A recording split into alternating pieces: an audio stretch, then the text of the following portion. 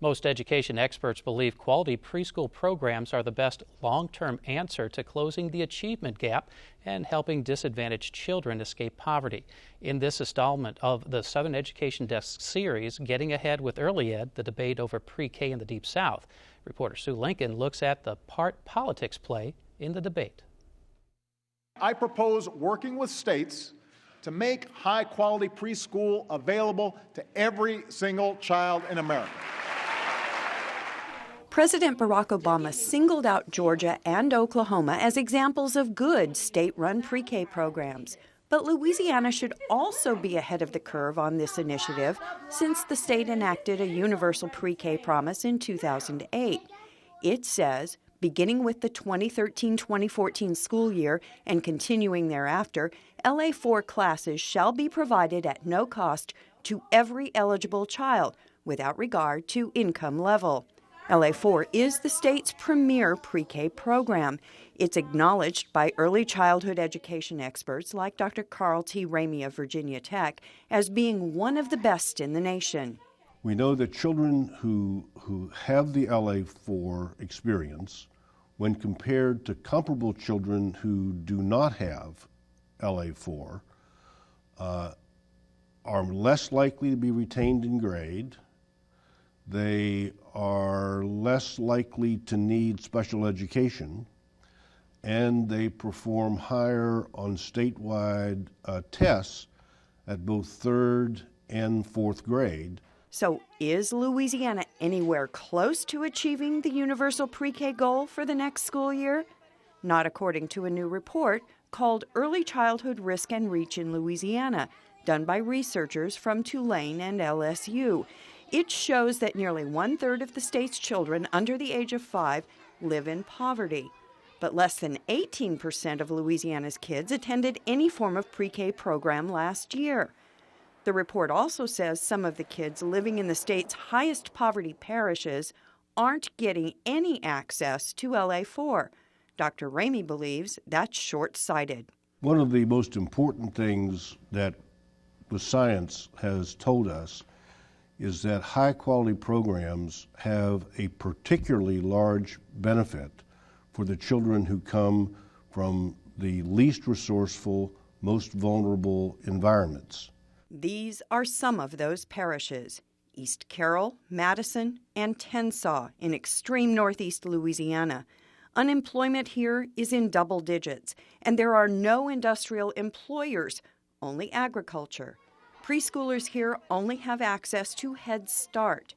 Tensaw Parish School Superintendent Carol Johnson, who declined a formal interview, told us that's because their population is too small to support LA4 in addition to Head Start. But Head Start, which is a federally funded program, has come under criticism because it costs more per child than some state-run programs, such as LA4. Part of those higher costs come from Head Start's focus on more than just academics. Tensaw Head Start Director Gwinnetta Turner explains. Health screenings, dental screenings, whatever else, developmental screenings. We have someone that come in and do evaluations of our children. They need speech or whatever they need. Patricia Buchanan Williams, the director of Tallulah Head Start in Madison Parish, says the region is so poor that without Head Start, families can't have basic medical services or much else. We give screening, eye, vision screening, as well as hearing. And many times, an ounce of prevention is worth a pound of cure. Then you think little Johnny can't read, little Johnny can't see. Dr. Ramey says access to Head Start is better than no pre-K access at all. There are really fine Head Start programs in some places. Some places there needs to be some serious improvement. Turner says they know the Tensaw Head Start program is one of the good ones. We follow them all the way through school, from kindergarten all the way through high school.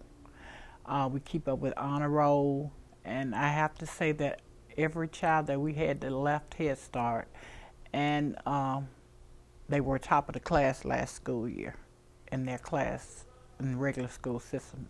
They were top of the class. They maintained A honor roll or either a B honor roll. Debate over pre-K is in full swing in legislatures across the South as many question the long-term efficacy of such programs. Dr. Ramey says that's not what the majority of studies have shown.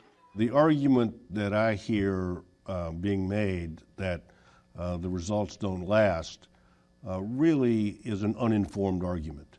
It's being made by people who don't really know the full extent of the scientific literature on this topic, and they're citing only one particular study that has come out pertaining to Head Start.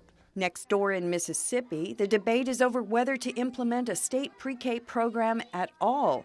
While in Louisiana, the argument over pre-K policy has lately taken a turn toward whether the results are worth the cost. Governor Bobby Jindal. Today, we have nearly $1.4 billion going into publicly funded early childhood education and healthcare programs, not even including an additional $150 million for Head Start.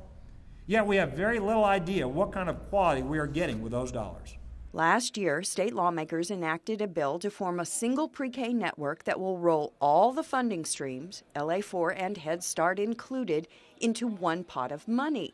Children in all pre-K programs will be tested, and only the programs and facilities that produce kindergarten-ready children will be funded. For the Southern Education Desk, I'm Sue Lincoln.